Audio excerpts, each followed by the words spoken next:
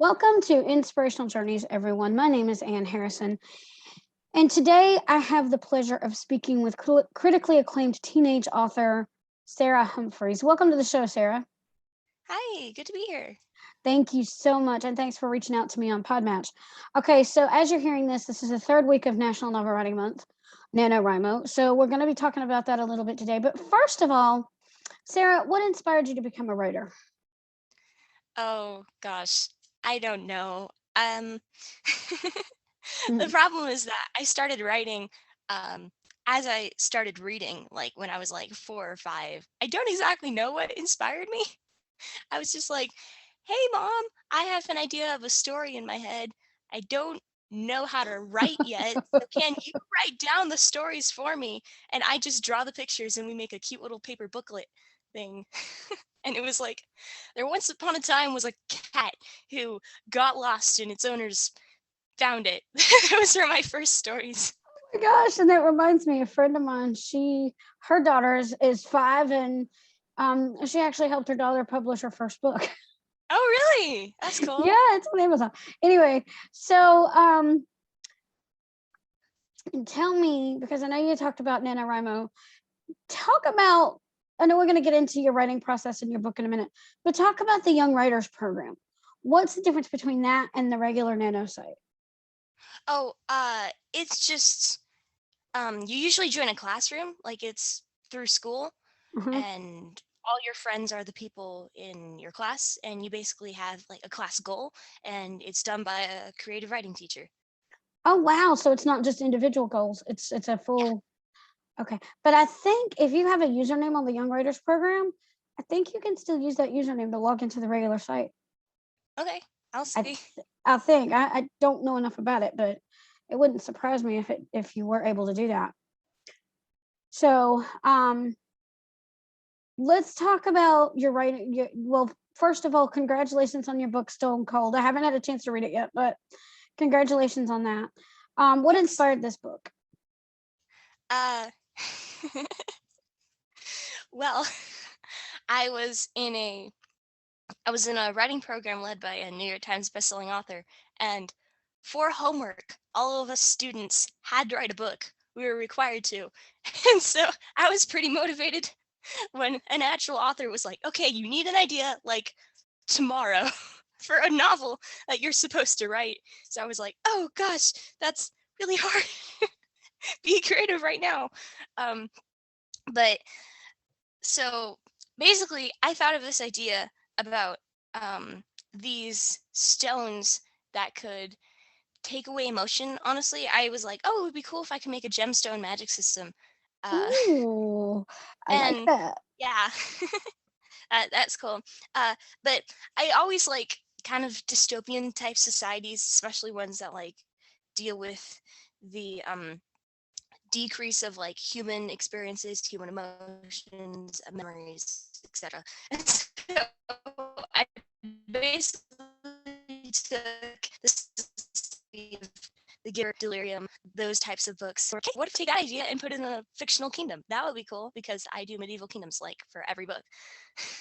So that's how I came up with my idea. I just kind of cobbled together some plot lines that I liked.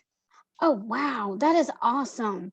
I mean, and tell me about the writing the process behind it. Did you pants the novel, or did you have to do a lot of planning? uh, I wish I could be like Stephen King or something, and I'd be like, okay, I will write a novel. But no, I usually I meticulously plan everything out. Like I need to I need like I have a 100-page document with like here's the plot line of every single idea that I have. Oh, mercy. No, I'm not that much of a plotter. I used to be a pantser too, but Oh when really? I first did NaNoWriMo back in 2014, the first I did a novel, and I unfortunately I lost it, but I did a novel called a children's thing called The Apple Wheel, and I pantsed the whole thing, and it was a total. I had too many characters. It was all over the place. It was a mess. I They got just to I got past the 50,000 word mark, but it was totally a mess. And do so you I just let started. the characters do you just let the characters do whatever? Yeah, but I did. But now I do character profiles. I kind of have Uh, a basic plot idea. I don't really know what's going to happen till the story ends, but I have some bare bones plotting ideas, and I may come up with an elevator pitch or a blurb, and I do scene designs and scene lists and stuff. But I'm not that meticulous. I don't write a 100-page outline just to write the book. If I'm going to do that, I might as well write the book. well, it's not a 100-page outline. It's more like 20 pages and then world building, character profiles, stuff like that. It's just a lot. I write down a lot. Like 95% of my writing process is just writing down the outline.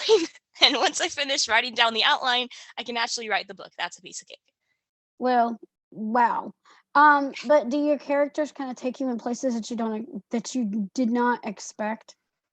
Uh, yeah, a little bit. The book that I'm writing for Nanowrimo is not a fictional kingdom, not a medieval kingdom. So I didn't know how to write it because I don't do stuff like that.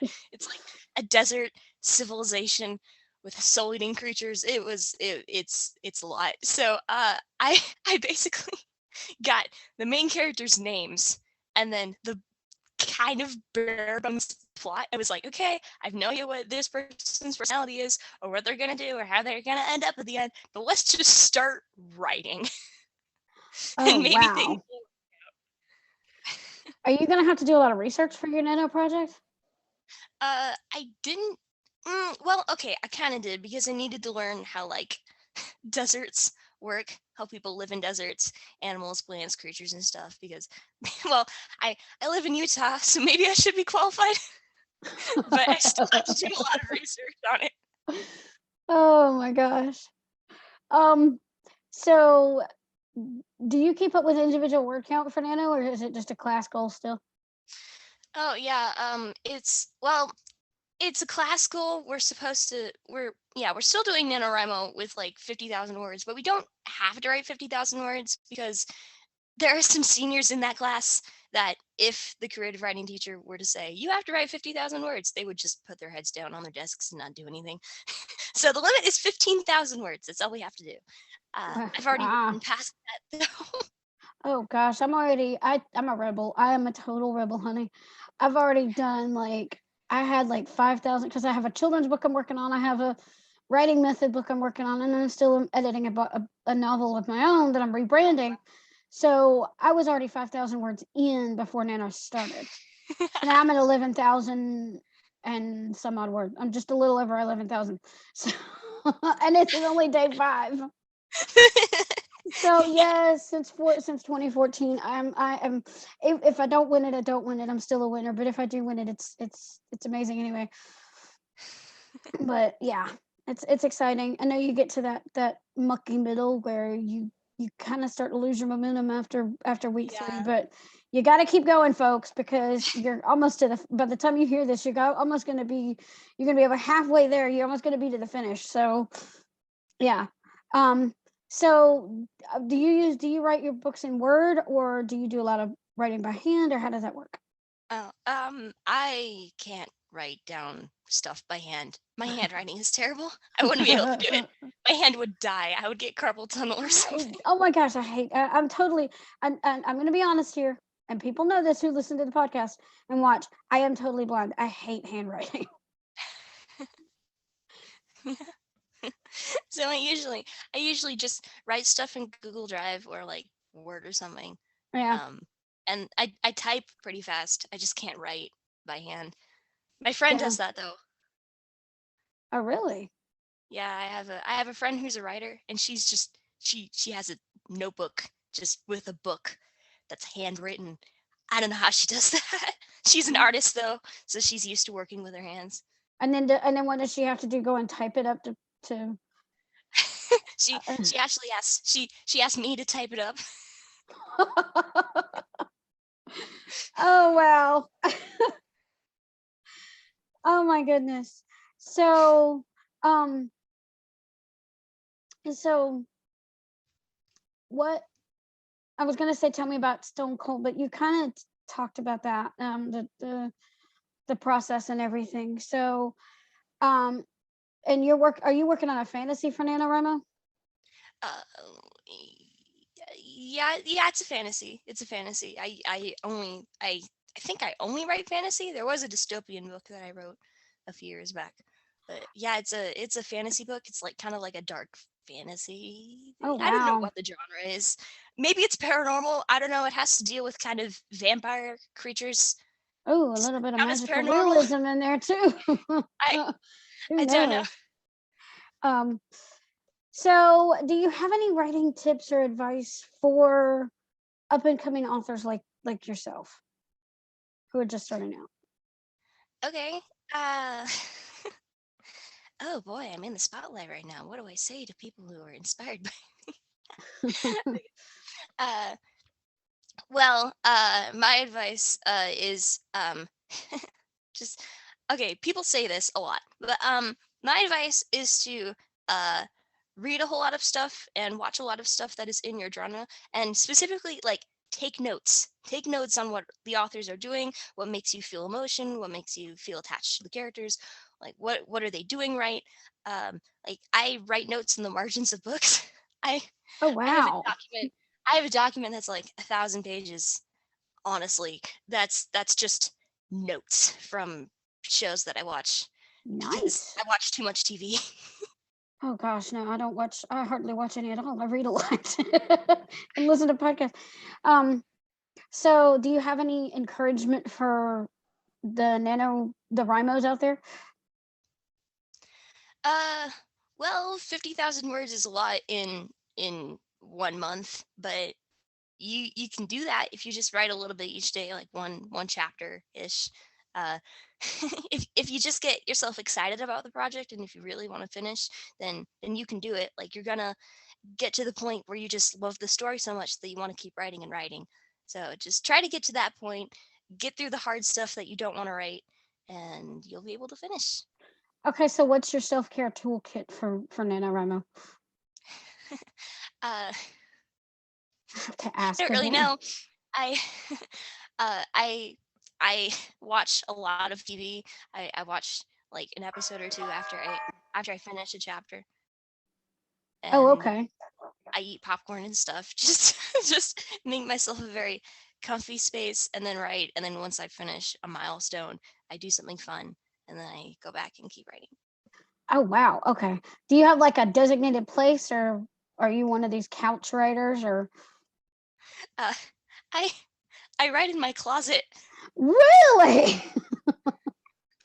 I, I've heard of people having all kinds of. I have a desk and a little nook in my house. It's kind of behind my front door. I'm in a tiny house right now, and I have a little nook.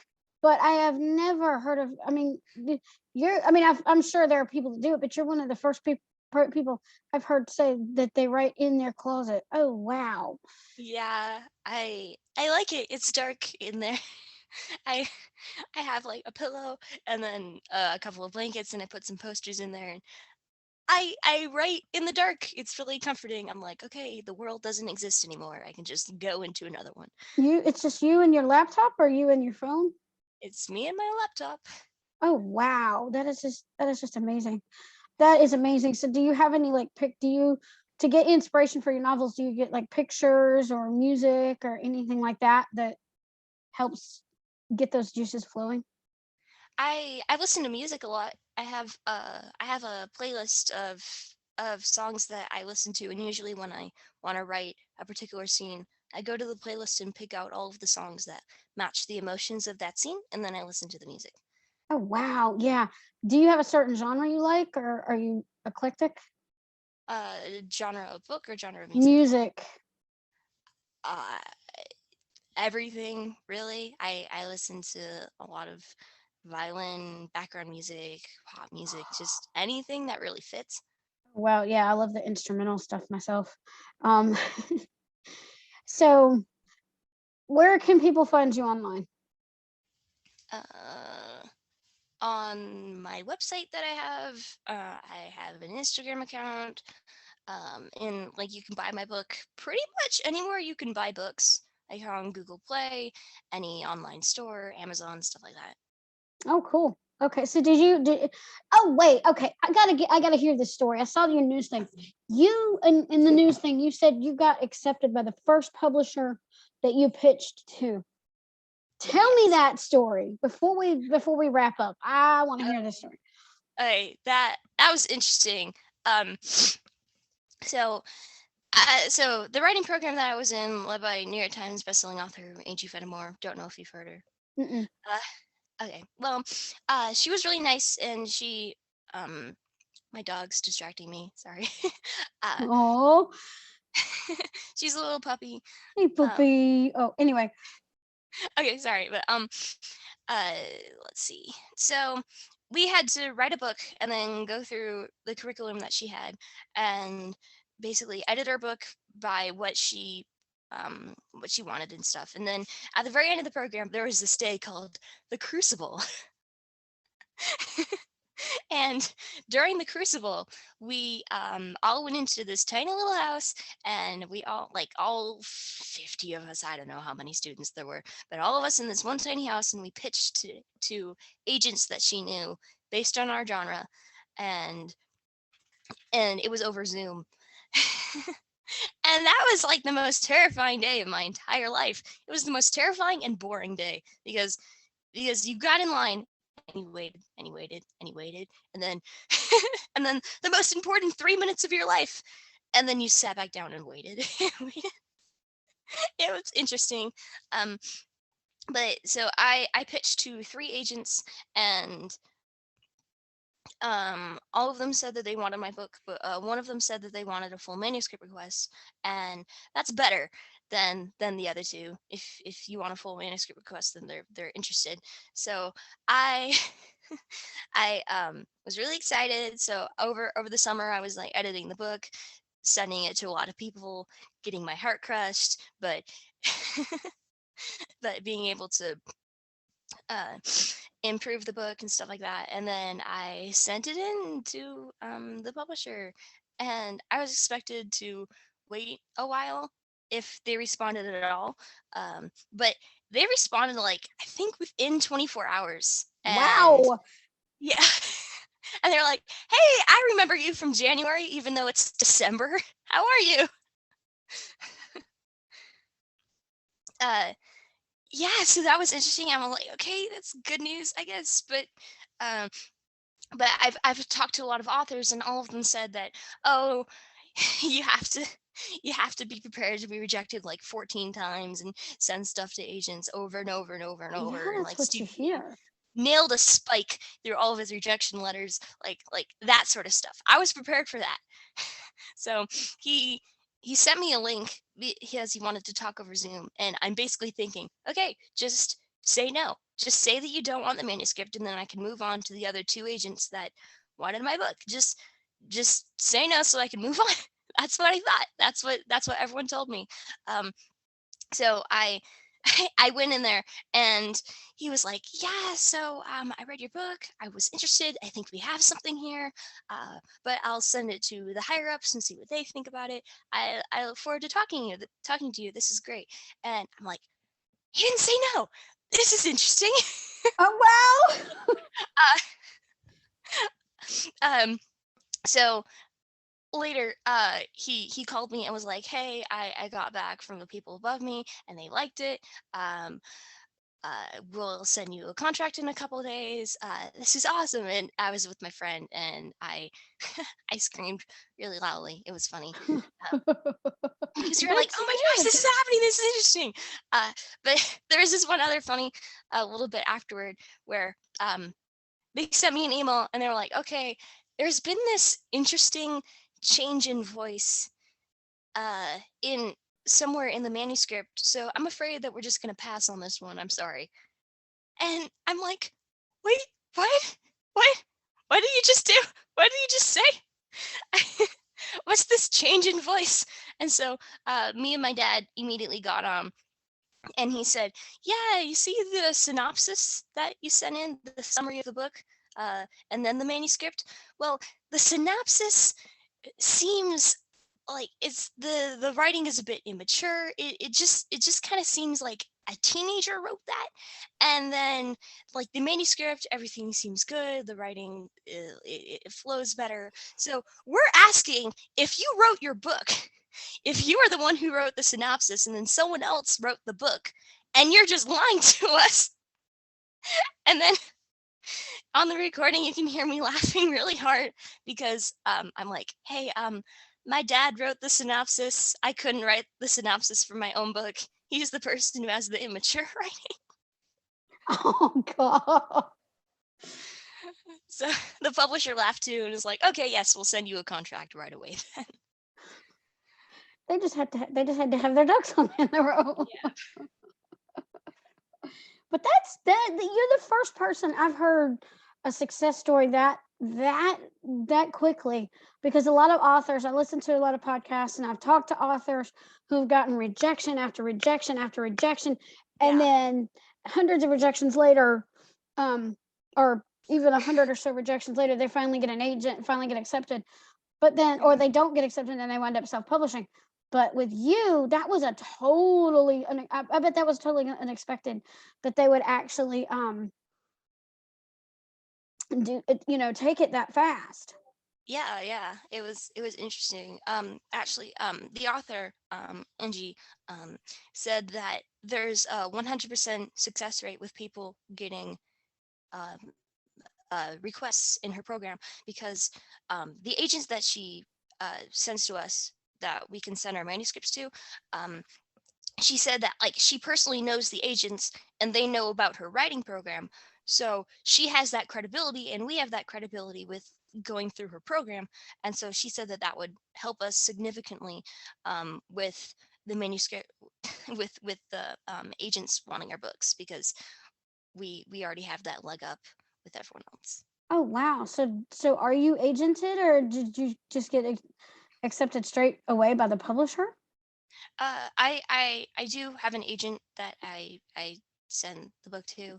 I met the um, starter of the publishing company that I'm in, Morgan James. Um, but the guy's name is David Hancock, and I met him, and he's really nice. He was excited. Oh, cool. Okay. Well, congratulations. When I saw that, I'm like, I was so proud because you are a young writer, well on your way to success. Congratulations. And I want to encourage you to keep pushing those words forward, to keep going with your writing. I know there may be times where you feel self-doubt and all that, but no. This is also a faith-based podcast. I'm gonna say God has a plan for you in your writing. You've been called to write. So that little success story there just proves it. Yeah, thanks. I'm a Christian, so yeah. Oh wow, I did not know that. Oh wow. Okay. So, and I know, and I don't mean to put you on the spot, honey, but I have to ask, do you have a Bible verse you want to share with the Rimos out there? Uh, Not a verse off the top of my head. I don't think. Um, Actually, well, specifically, a member of the Church of Jesus Christ of Latter-day Saints.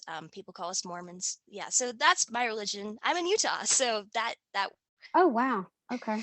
Uh, uh, but yeah, I don't really have any verses off the top of my head. Okay. That's fine.